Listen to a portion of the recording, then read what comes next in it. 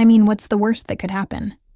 My uncle barked, halfway through a beer and loving the sound of his own voice. It's just some basic work files. Spreadsheets and boring nerd garbage, right?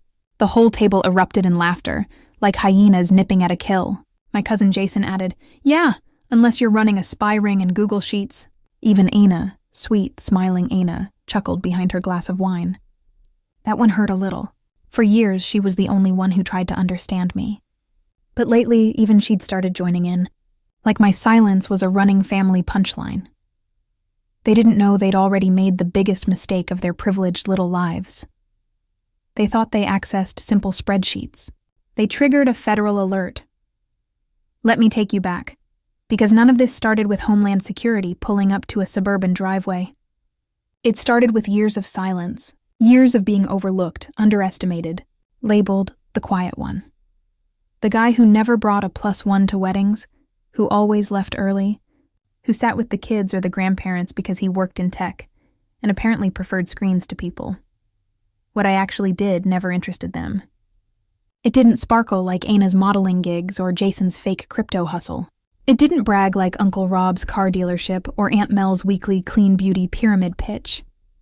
I just sat at family events trying not to take up too much space, and they loved that version of me. The polite ghost in the background, offering to fix their routers and never asking for anything in return. My silence made them comfortable. My quiet let them laugh louder. But there's a funny thing about quiet people. We're often paying more attention than we let on. I saw the side eyes when I pulled up in my dented Camry.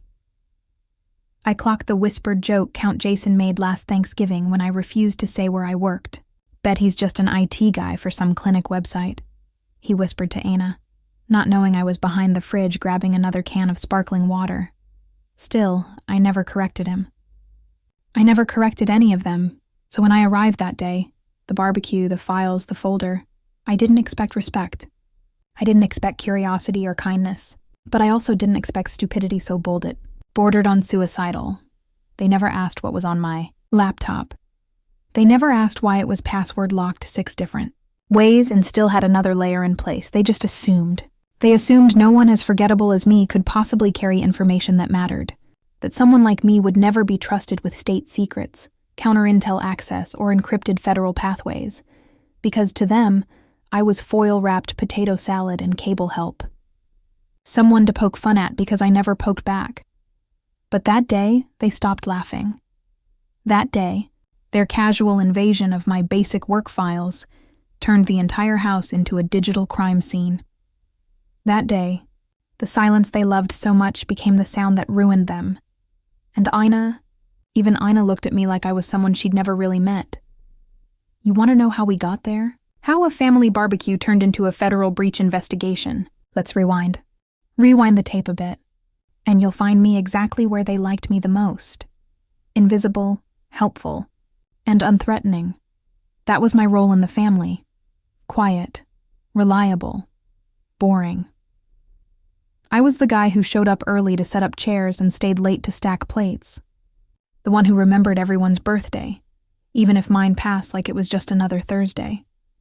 And for years, I wore that mask so well, I almost believed it was me. They never asked what I did for a living, never once pressed for details. Whenever someone would hint at it, usually a friend or distant relative who'd heard I worked for some agency, my mom would brush it off with a laugh. Oh, he just messes with computers. You know, cyber nonsense. Tech support, Uncle Rob used to say, like it was a punchline. He practically works for the Geek Squad. I eventually stopped correcting them. What was the point? Explaining the layers of clearances, protocols, and encrypted comms to people who still clicked on fake Amazon refund emails seemed like a waste of breath. And part of me liked the safety of being underestimated. They looked past me, which made watching them all the easier. But the dismissal wasn't just about my job. It bled into everything I did. If I brought a bottle of wine, they'd smirk and joke that I'd probably Googled best cheap wine for people with no taste. If I wore something new, someone would comment, "Look at you, trying to dress up like a real adult." And I didn't give them attitude. I didn't snap back. I just smiled politely like I was raised to do and took their jabs as compliments dressed as jokes. That was my assigned value. Safe, small, ignorable. I paid for birthday cakes without asking for reimbursement. I babysat kids between Zoom meetings and classified briefings like I had nothing better to do. I covered utility bills when someone forgot rent was due. Once, when Jason's car broke down, I sent him $400. He never said thank you. Just texted, "Got it," and posted an Instagram story 2 hours later with sushi and the caption, "Deserved." Aina used to be different. She was one of the few who didn't treat me like air. Maybe that's why it stung so much when she started merging with the rest of them. I guess when your family decides one person's beneath everyone else, it's easier to laugh along than to be the only one defending the silence. She once told me she admired that I didn't need to impress anyone, that I was comfortable just being. At the time, I thought it was a compliment. Now I wonder if it was just another way of saying, you know your place. Boundaries never applied here. Not with them. When I told Aunt Mel once not to go through the bags in my trunk because they had work gear in them, she scoffed and said, "Please, like we care about your nerd toys." She popped the latch and helped herself anyway. When I said I didn't feel comfortable lending out my iPad for obvious reasons, Jason told me to stop being paranoid. He took it off the table when I went to the bathroom, showed it to his friends like some toy he conquered. Privacy wasn't something they believed people like me deserved. Respect was a currency reserved for those who bragged, strutted, or shouted the loudest. And I worked. I built silent things, unbreakable things. I remember once, at Christmas, Jason made Aina laugh so hard she spilled wine on my jacket. It was beige, the only clean formal thing I had. Instead of apologizing, he said, "Hey, maybe your little government job will get you a raise to buy a new one." I bought that jacket 3 years ago on a layover in Zurich. By that time, I made more than all of them combined. They didn't know that, because they never asked, because I never offered. That's the difference between people who flaunt status and people who hold clearance. One needs to be seen. The other is trained not to speak. All those years of being small, of letting them laugh, touch, borrow, take, I remembered every comment. Every time they called me soft. Every time I heard, "Well, you're not married, so you've got time." Every click of their tongues when I hesitated to loan them something they had no right to in the first place. I didn't collect interest. I collected patterns, and when the day came that they crossed the line they couldn't come back from, no one could say I hadn't been generous. They had just mistaken my boundaries for weakness. Big mistake. They think I send emails. That's the running joke my family likes to pass around. If someone forgets a Wi-Fi password or can't figure out how to rotate a PDF, someone inevitably says, "Maybe call our in-house IT guy. Hey, what is it you do again?" I always smile, shrug. Sometimes, if I'm feeling generous, I play along. I press buttons until stuff works. They laugh. I go quiet again. That's the role they've written me into. The low-key cousin who probably fixes printers for a living. What they don't know, and probably couldn't comprehend, is that I work with frameworks where one line of mismanaged code could set off a chain reaction that disrupts satellites, government comms, or even civilian infrastructure. I'm embedded with defense contractors, agile coordination networks, and encrypted surveillance platforms buried under 6 feet of clearance hell. My job isn't about fighting cyber attacks. It's about anticipating them before anyone else even realizes it started raining bombs. They picture me in a dusty cubicle, sipping coffee out of a her one tech guy mug. The reality? I've been flown last minute to DC briefings to correct network pathways outside of CIA field monitoring centers. I've been inside facilities most people only hear about in conspiracy forums. I've helped shut down digital attacks from countries I'm not even allowed to name. Not because I'm protecting classified information, but because I signed things, wore things, and saw things that erased any illusion of being part of the normal world. I don't say any of this with drama, just reality. And silence, as always, is part of the job.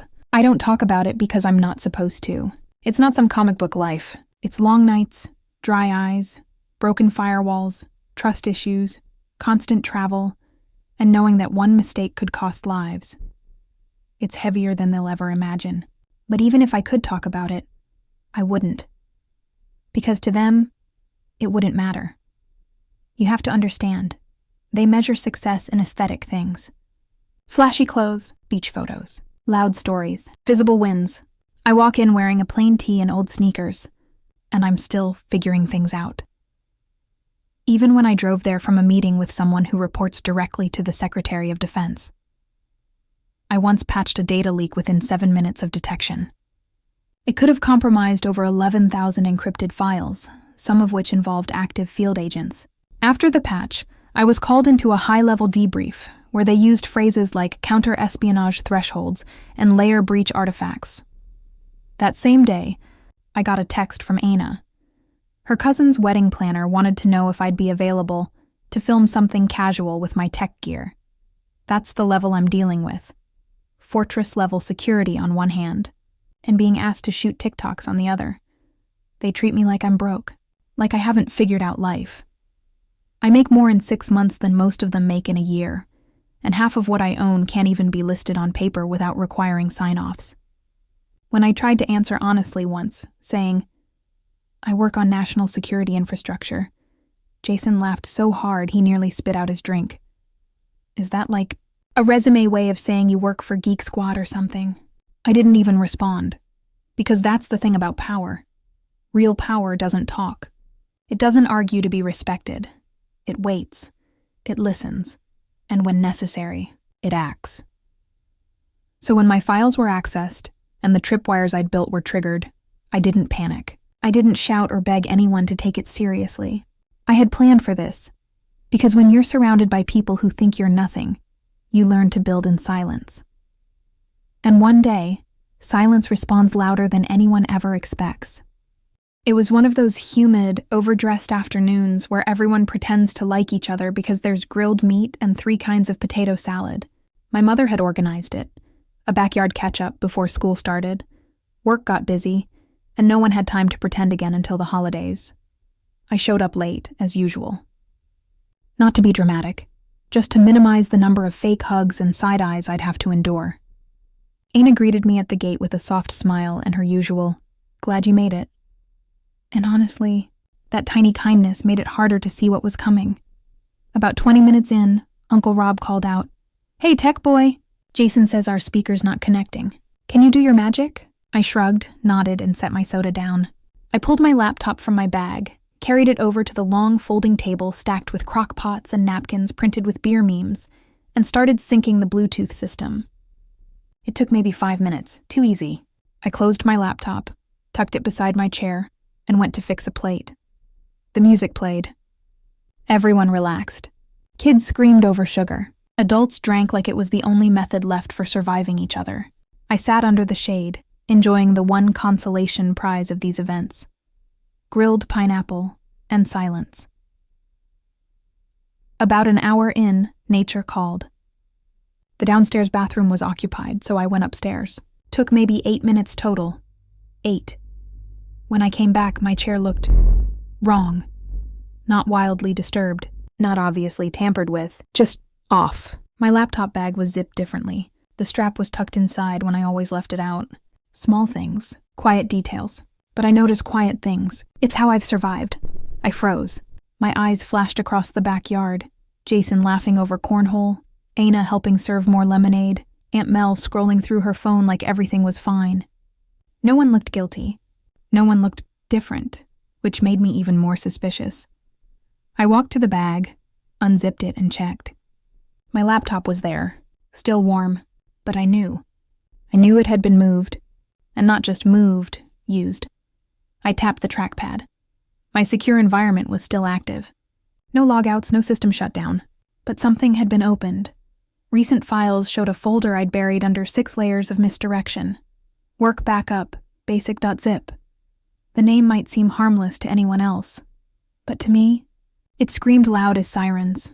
That folder wasn't a backup, it was bait. A defensive artifact I'd crafted during long overseas flights and dead hotel nights. If opened on an unauthorized device, especially one connected to a public or unsecured network, it would ping 3 key servers. It would trace, replicate movement, and alert intercept systems. It wasn't malware. It was a mirror, a deeply rooted trap. I clicked carefully. Review only, no edits. Just enough to confirm what I feared. Someone had opened it, right here, during those missing 8 minutes. And from the internal logs, they'd used a local USB connection. That, too, was a trigger. A forensic breadcrumb that meant only one thing. Someone in my family had gone through my things while I was in the bathroom and tried to copy my files. They had no idea what they'd touched. None. To them, it was probably some flash drive stunt to poke fun later, or maybe a pathetic attempt to snoop around for whatever reason. Financial curiosity? Egos? Just plain boredom? It didn't matter. The system had already sent a flag. Homeland Security's early threat detection was alert by design, quiet by necessity. I stood in the middle of the backyard, heartbeat calm but thoughts racing. I looked around at the people who trusted me the least, never realizing they should have trusted me the most, and respected me even more. It hadn't hit them yet. But it would. It was 11:42 p.m. I was sitting in bed, laptop shut, lights off, scrolling mindlessly through Reddit with the kind of detached boredom that follows mandatory family events. My notifications were on silent, as always, but there was one app that could bypass all my settings. Red level. Silent alert. A blinking icon appeared on my screen. Activity detected. Unauthorized access. Non-cleared device. My stomach didn't drop. I'd been trained not to react emotionally in moments like this. But my fingers moved fast.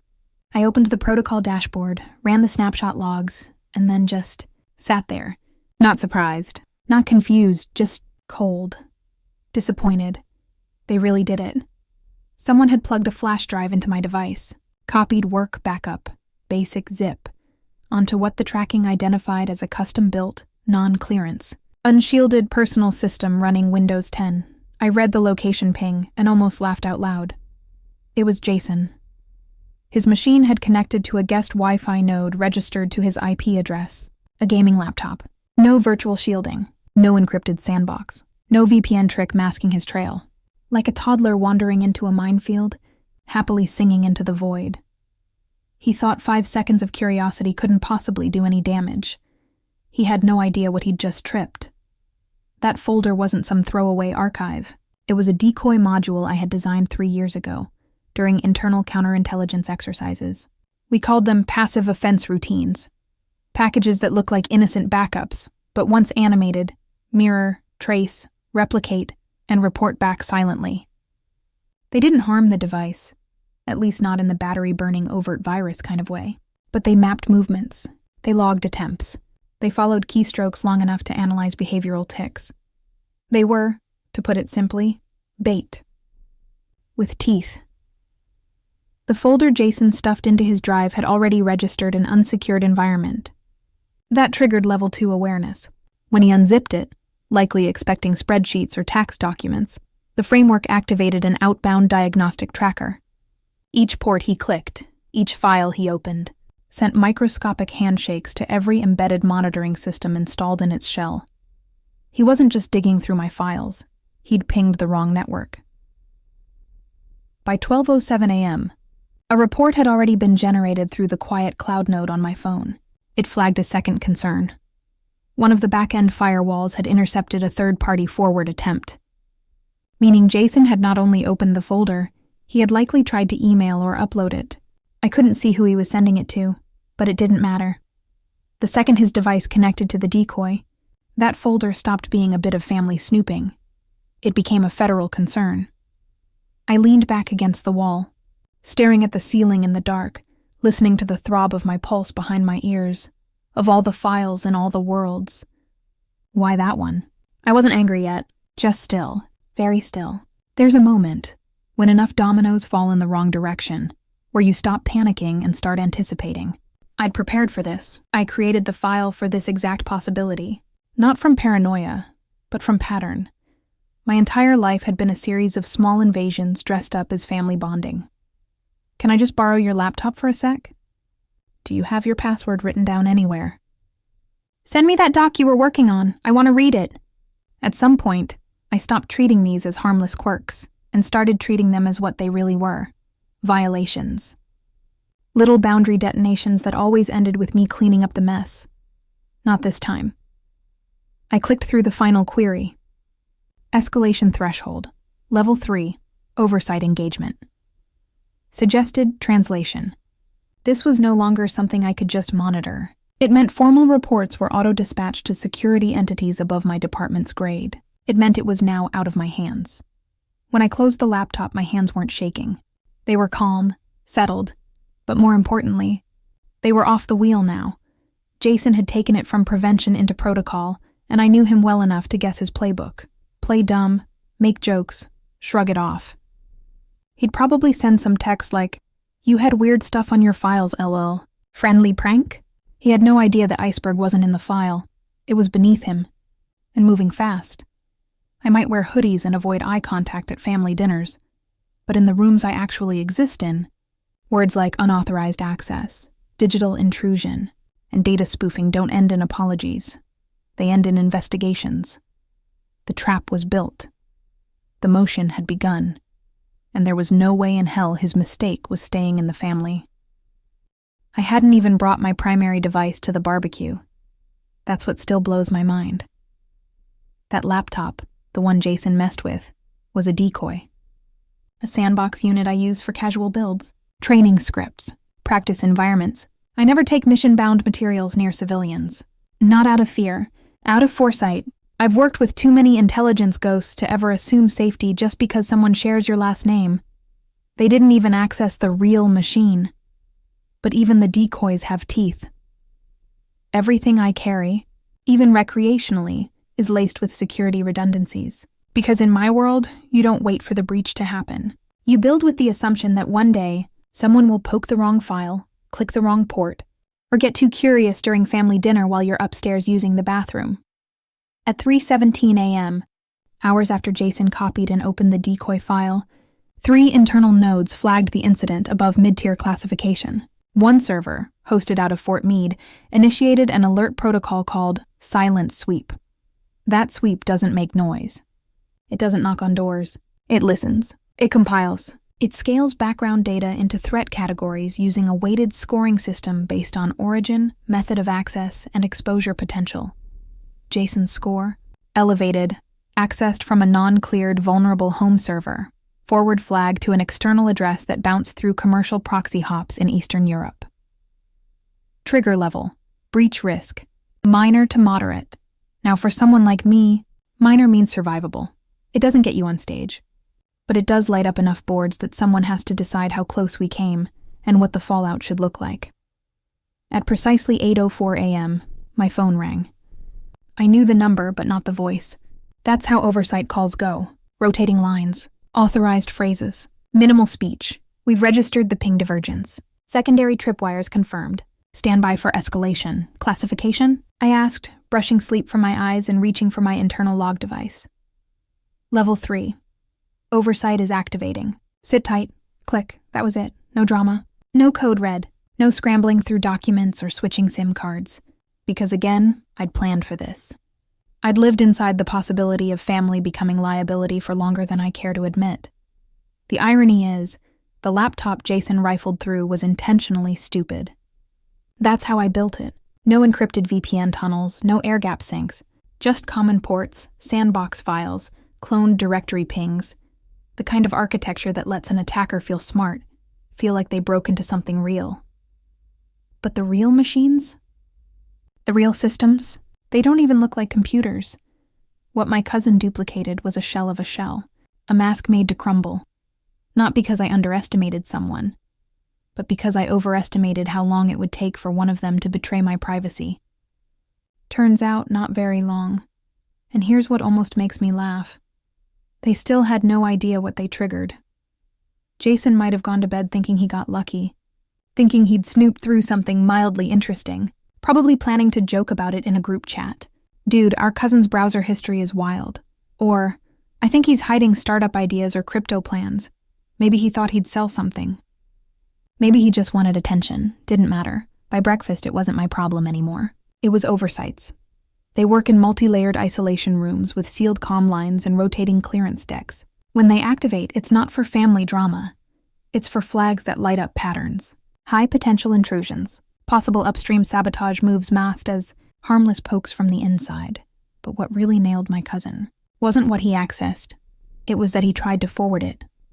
That attempt moved him from clumsy to suspicious, and now everything was in motion. He had accessed the wrong folders on the wrong laptop at the worst possible time. It wasn't even the real device.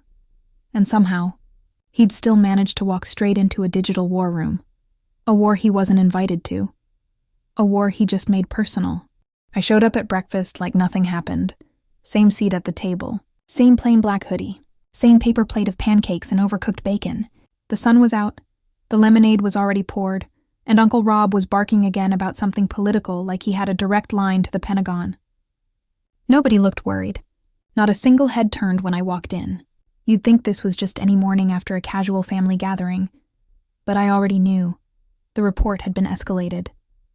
Oversight's wheels were moving faster than they looked. And the room I sat in? Filled with people gloating over a crime they hadn't even realized they'd committed yet. Jason caught my eye, as if he'd been waiting for the moment. "Yo," he shouted mid-bite, holding up a sausage like it was a microphone. "Big shout out to Hacker Man over here." The table turned to him, then to me. "Might want to change your folder names, bro. Work back up basic? Come on. At least make it interesting." A few chuckles around the table. Aunt Mel gave him a playful slap to the arm. Jason leaned in.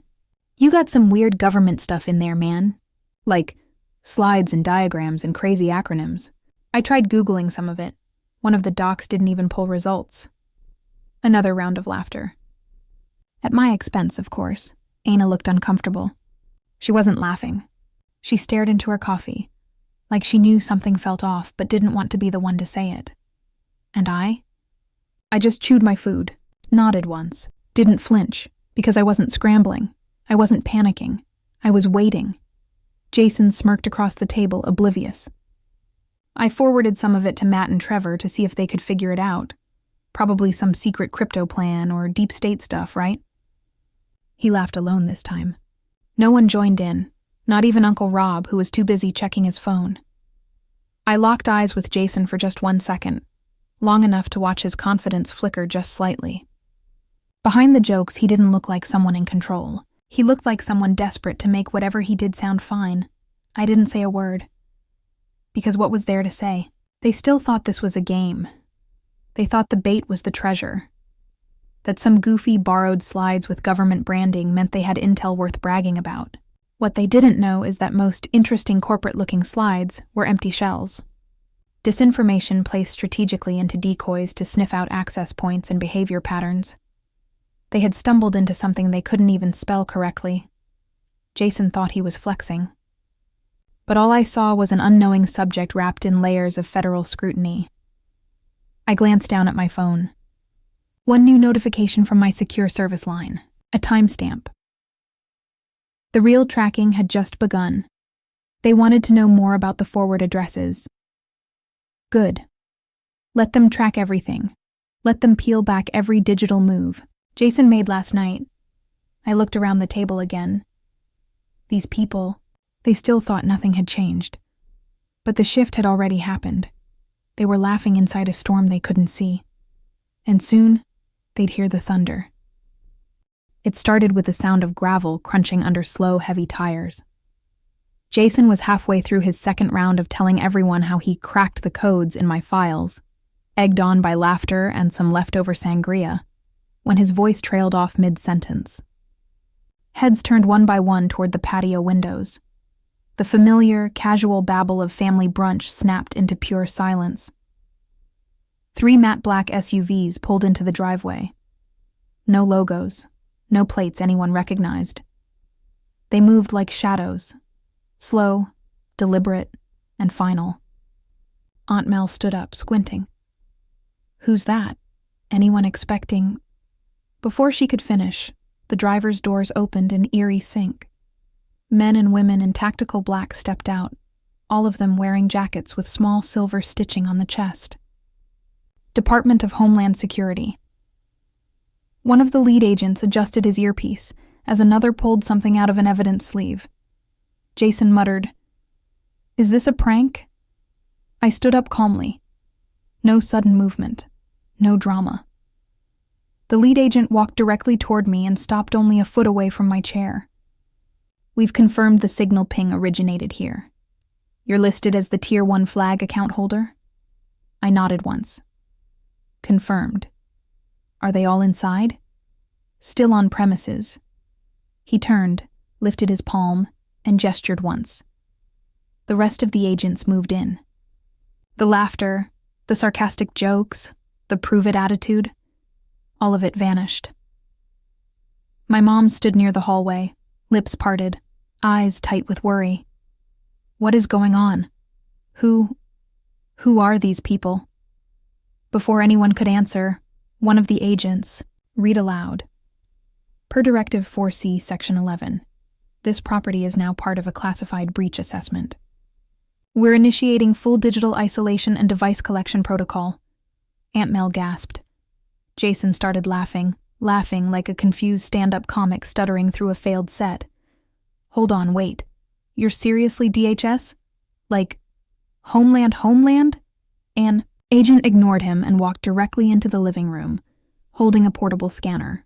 All phones, laptops, tablets, and routers lit up on the screen, one by one, flagging in red. He turned and nodded. Go. They moved in seamless unison, 2 agents on the dining table, collecting phones before anyone could think about grabbing theirs.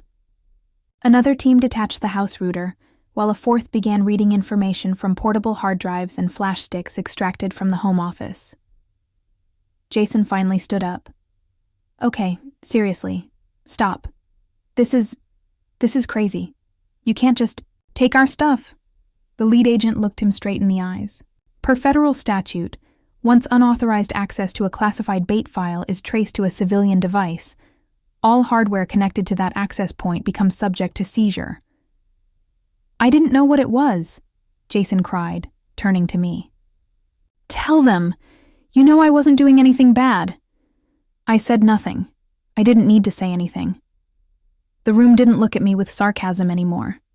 They looked like strangers who'd just realized they were sitting beside someone they never bothered to understand. My uncle tried to puff up. This is a misunderstanding. My nephew's a computer guy. He wouldn't involve you people unless something crazy happened. His voice faltered. No one took him seriously, especially not this time. One of the female agents approached me directly, holding a handheld report screen. We've isolated the outbound link. Someone attempted to forward the file through external proxy relays. 3 bounces, 1 to a chain originating in Romania. I didn't nod, didn't blink. My cousin, I said plainly, not turning to look at Jason. That confirms our logs. The word cousin dropped like a bomb in the middle of a funeral. Jason just stood there, pale, silent. Someone whimpered. Maybe my aunt. Aina looked like she couldn't decide who to defend, or if defense was even on the table anymore. The agent continued. Given the signal tier this file was flagged under, full chain of contact mapping will now be conducted. We'll need written testimonies from every adult who used a network device on this property within the past 48 hours. That's when the murmuring started. Mistrust. Panic. Wondering how much trouble they were really in. Because surely this couldn't be that serious. Right? Except it was.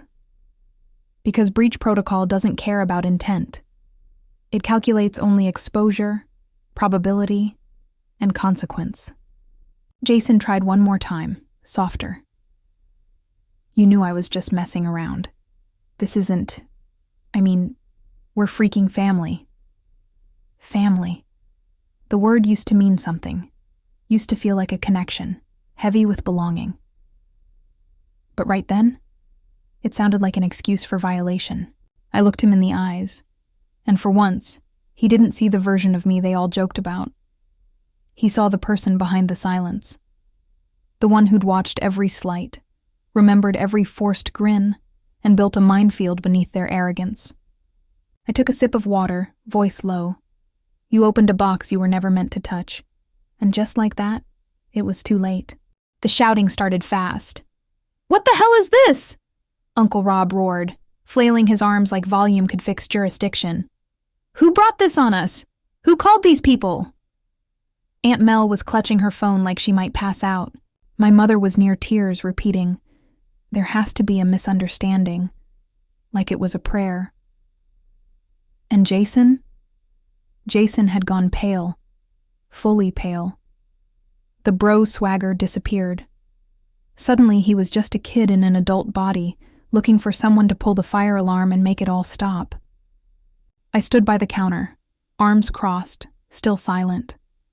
One of the agents pulled up a projection tablet and mirrored the forensics log to the wall-mounted TV.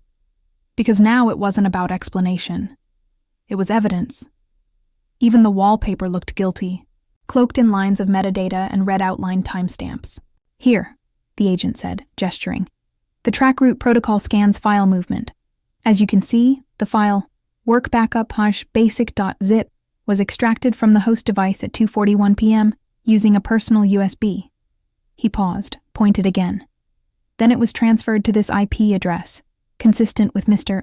N. Jason R.'s known device. Forward attempt logged at 3:03 p.m. Destination path partially masked, but matched through echo at 78% routing capacity across 3 proxies. Jason's lip curled. Wait, this is insane. Why would I send anything to Romania? I was trying to open it. I didn't send it. The agent tilted his head slightly. Your device attempted to upload the contents of a flagged folder through a network-disguised relay path using request forwarding tools commonly found in browser-based anonymizers. Doesn't matter if it was accidental. It was processed as forward intent. All eyes turned to me. Aunt Mel snapped first. "Tell them this is a mistake. Tell them he's just a kid who got curious." "He didn't mean any harm," my mom pleaded, voice cracking. "Fix this, please. You can talk to them, can't you?" Uncle Rob jabbed a finger at me. "This whole thing, this is your fault. You brought that thing here. What kind of twisted stuff are you working on that brings the government knocking on our front door?" Jason wasn't yelling anymore. He looked at me like he was drowning. "Come on, man. We grew up together. You know I didn't mean anything by it." His voice dropped to something small. "Just get them to back off." Funny, right? After all the years of being invisible, the moment they finally saw me was when I became a problem they couldn't solve. They used to roll their eyes at me when I spoke. Now they were hanging on to every breath I didn't take. Aina stepped toward me, her voice trembling. "They're scared. Just help us fix it. Please." She was the only one who hadn't laughed when Jason bragged earlier. But even that wasn't enough. Not anymore. My voice came out so calm, it surprised even me. "I don't have the power to stop this. I never did. There are protocols for this kind of breach. Once the signals are flagged, it's owned by oversight." Jason's jaw clenched. "You could still tell them I'm cool." "I can't tell the government you're cool, Jason." His mouth opened, shut. No comeback. The agent continued calmly, now addressing the room. "Just so you understand the seriousness of what occurred today. This folder was specifically engineered as a bait package. Your relative," he nodded to me, "is affiliated with classified integrity response systems and threat evaluation frameworks, meaning this folder wasn't just sensitive. It was a field test for identifying domestic vulnerabilities. And your son failed it." Aunt Mel gasped like she'd been stabbed. Uncle Rob said something under his breath that I didn't bother processing. Jason sat down, hard, staring at the floor. Suddenly the room was silent again. Not the comfortable silence they'd once enjoyed, where I filled the gaps with nods and tech help and thank yous they never said. This silence was thick, fragile, the kind that settles right before systems collapse. You could hear the helicopters in their heads, the lawyers, the job interviews missed, the IRS audits, the blocked Stripe accounts, the college applications tainted, the opportunities lost, and through it all, they looked at me like I was the only hope they had left. "You know us," Ina finally whispered. "Please, don't let this destroy us." I looked at her, not with spite, Not even anger. Just clarity. I knew who you were before this, and now they knew who I was too. Jason was crying now. There wasn't even an attempt to mask it. His shoulders shook, breath stuttered, lips trembling as if denial could still shield him. He kept repeating the same phrase, softer each time, as if it would undo the code he'd already triggered. I didn't mean to. I swear, I didn't know. He looked so small, curled in on himself at the edge of the dining table, head in his hands. Like the grief of seeing himself for the first time was too much to bear. And honestly, maybe it was. Aunt Mel was pacing behind him, red-faced and louder by the second. "This isn't fair!" she snapped, pointing right at me. "You planted that thing. You wanted someone to open it. What kind of sick person traps their own family?" I blinked slowly. My first real emotion in hours. "You think this was about trapping you?" I asked, my voice level. "That file wasn't a prank. It wasn't bait for you. It was security protocol, because my job requires me to work under threat, constantly. You think I carry decoys for people like you?" She sneered. "What kind of person brings something like that into a family home?" I finally stood up. "The same kind of person who locks up their prescription medicine so their toddler nephew doesn't swallow it," I said. "Would you blame me if your kid got into your pills because you left the cabinet open?" She froze. Jason lifted his head slowly, eyes red, lips trembling. "You wouldn't use someone's medicine," I continued, louder now. "So why assume my work, my life, is something safe to poke just because you think you're curious? Because family gives you a pass?" It was dead quiet. Even the agents paused. That's when one of them stepped forward. Calm, professional, but colder than before. "That folder," he said clearly, addressing the room, "was what we call a honeypot. A live intelligence asset designed to track unauthorized access. Its very existence is consent-controlled and clearance-bound. The activation footprint was not passive. It pinged multiple agencies. If this had occurred 3 years earlier, during the Intercon Summit season, your cousin's just curious click could have sent us into diplomatic lockdown." Uncle Rob muttered something about overreactions, but no one was listening. The weight of the word diplomatic landed hard. My mom had shut down completely now, quietly staring out the window like she was watching pieces of her world flake off and scatter in the wind. Jason was silent, visibly shaking, and I wasn't angry anymore, just disappointed in how long they'd been allowed to treat me like a utility, an extension of their convenience, someone too helpful to ever have boundaries that mattered. "You all think I don't say much because I'm weak," I said. "But I don't say much because telling people like you what I really do gets me laughed at. Or worse, ignored." Ana's glance met mine, guilt in her eyes now, layered and quiet. She'd known better. She just hadn't done better. Jason collapsed into a whisper. "I didn't know. I really didn't mean to." I nodded. "I know." Then I looked at the team lead. "He won't touch anything like this again." The agent hesitated, then gave me a short nod. "But the damage? That was already done. Intent may shape guilt, but access determines consequence. And they'd accessed far more than just my files. They'd accessed my tolerance, and found its end. For a long time, they thought I stayed quiet because I didn't have anything to say. The truth is, I stayed quiet because I was watching. Learning. The thing about always being the background character in a family full of loud personalities is that you become fluent in patterns. I knew exactly who would borrow something without asking, who would twist a boundary into an insult, who would make themselves the victim the second they were held accountable. None of it ever surprised me. Not even this. I didn't stay silent because I was scared. I stayed silent because speaking would have done nothing. People like my Uncle Jason, even my mother, they don't hear unless there's a consequence that speaks louder than words. And I never rushed that moment. I knew it would come naturally, because disrespect always snowballs. Little things. A snooped text. A borrowed card. Logging into my games. Resetting my passwords as a joke. Always excused. Always forgiven, but stripped of the context of family. Every one of those things was a violation, so I started designing systems around them. Not for them. I stopped explaining my boundaries and started enforcing them silently. Digitally. I never confronted anyone, just observed. And the more they underestimated me, the easier it was to build. No one guards what no one values. All these years they thought my silence made me weak. But silence is the most deceptive kind of power. It watches while others overstep. It remembers what everyone else wants to forget. It builds slowly, waiting for the day someone assumes that silence must mean permission. And when that day finally came, I already had the infrastructure waiting. They don't know that within weeks of my college graduation, I'd already written the first script for the honeypot Jason stumbled into. Not because I was paranoid, but because the way my family treated my personal space taught me everything I needed to know about how people act when they believe no one's watching. Let them laugh at boundaries. Let them disregard limits. Eventually, one of them always touches the wrong thing. I didn't set a trap. I installed a mirror. Jason didn't fall into sabotage.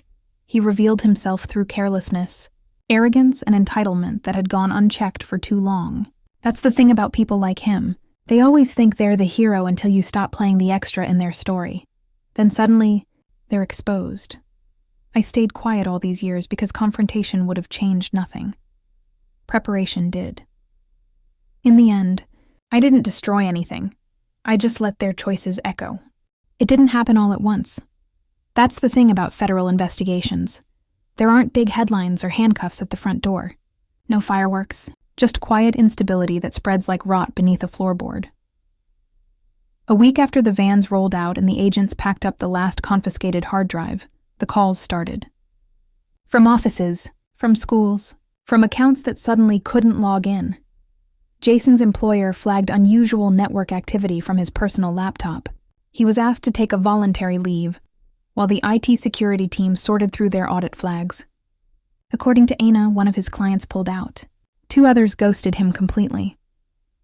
Uncle Rob lost a contract deal with a car rental company that had just, coincidentally, received a security awareness notice from a government-affiliated recommendation list, and Mel's payment processor froze 5 transactions for KYC verification and government compliance review. That was just the start. Her inbox, usually flooded with product orders, trickled into silence. People weren't buying, but they were definitely talking. No one told them directly why, of course. That's not how real power moves. It just moves, behind doors they'll never knock on. At church, people ask questions, softly, carefully. Was that really Homeland Security at your place last weekend? Your nephew works in... What again? Some kind of IT, right? Their neighbors got quieter. Ana told me her following dropped by a few hundred in 3 days. Someone posted a vague tweet about clout chasers messing with classified info for clicks. Tags followed. Hints multiplied. People drew their own lines. She shut down her Instagram for a while. Said she needed a break. I didn't respond, because breaks only matter if you earned the peace they promise. The best part? I never said a single word. I didn't brag. I didn't post. I didn't gloat. I did exactly what I'd always done, remained silent. Letting their reputations buckle under pressure they couldn't locate, let alone stop.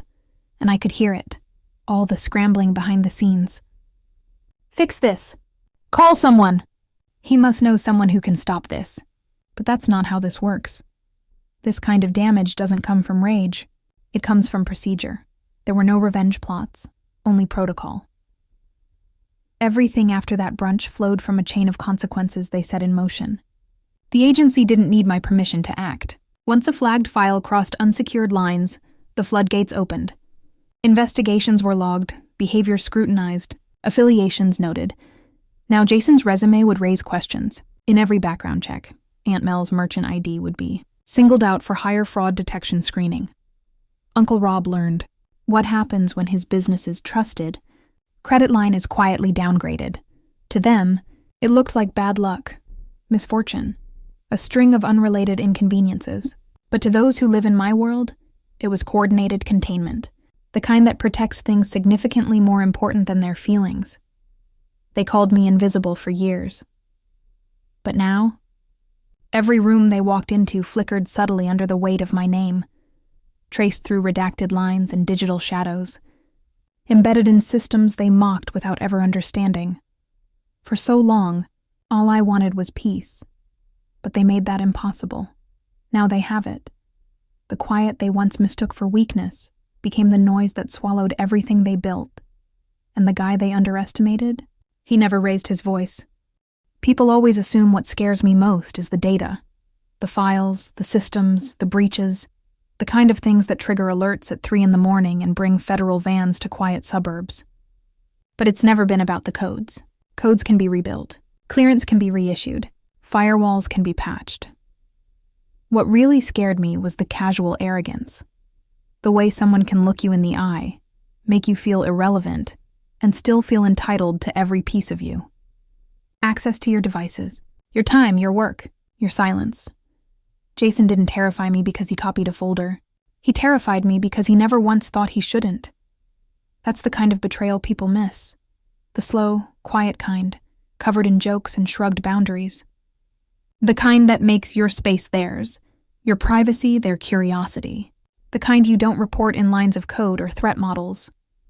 That's the kind that breaks something deeper. I used to think family meant having people who'd protect me just because I shared their blood. Instead, I learned that some people will walk into your most protected places just because they can, and when they get caught, they'll be more upset about the consequences than the betrayal itself. That BBQ, that folder, that breach, they were inevitable. All that silence I gave them over the years wasn't neglect. It was mercy. Every overlooked insult, every time I smiled and said no worries when they crossed a line. That was a kindness I don't think they appreciated. Maybe now they do. Because here's the truth. I'm not dangerous because of what I know or what I do for a living. I'm dangerous because they spent years teaching me not to trust them. So I stopped. I relied on protocols. Not promises, boundaries, not brotherhood. They called me cold, distant, too private, and maybe I was, but now they finally understand why. You can reload a file. You can't reload trust. And the greatest security breach wasn't digital. It was thinking family could access anything they wanted, without ever needing permission. I don't hate them. I don't want revenge. But from now on, they knock, and they wait. People always assume what scares me most is the data. The files, the systems, the breaches, the kind of things that trigger alerts at 3 a.m. and bring federal vans to quiet suburbs. But it's never been about the codes. Codes can be rebuilt. Clearance can be reissued. Firewalls can be patched. What really scared me was the casual arrogance. The way someone can look you in the eye, make you feel irrelevant, and still feel entitled to every piece of you. Access to your devices, your time, your work, your silence.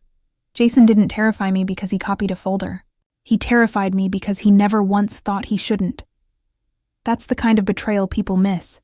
The slow, quiet kind, covered in jokes and shrugged boundaries. The kind that makes your space theirs, your privacy, their curiosity. The kind you don't report in lines of code or threat models. That's the kind that breaks something deeper. I used to think family meant having people who'd protect me just because I shared their blood. Instead, I learned that some people will walk into your most protected places just because they can. And when they get caught, they'll be more upset about the consequences than the betrayal itself. That BBQ, that folder, that breach, they were inevitable. All that silence I gave them over the years wasn't neglect. It was mercy. Every overlooked insult, every time I smiled and said, no worries, when they crossed a line. That was a kindness I don't think they appreciated. Maybe now they do. Because here's the truth. I'm not dangerous because of what I know or what I do for a living. I'm dangerous because they spent years teaching me not to trust them. So I stopped. I relied on protocols. Not promises, boundaries, not brotherhood. They called me cold, distant, too private. And maybe I was, but now, they finally understand why. You can reload a file. You can't reload trust. And the greatest security breach wasn't digital. It was thinking family could access anything they wanted, without ever needing permission. I don't hate them. I don't want revenge. But from now on, they knock and they wait.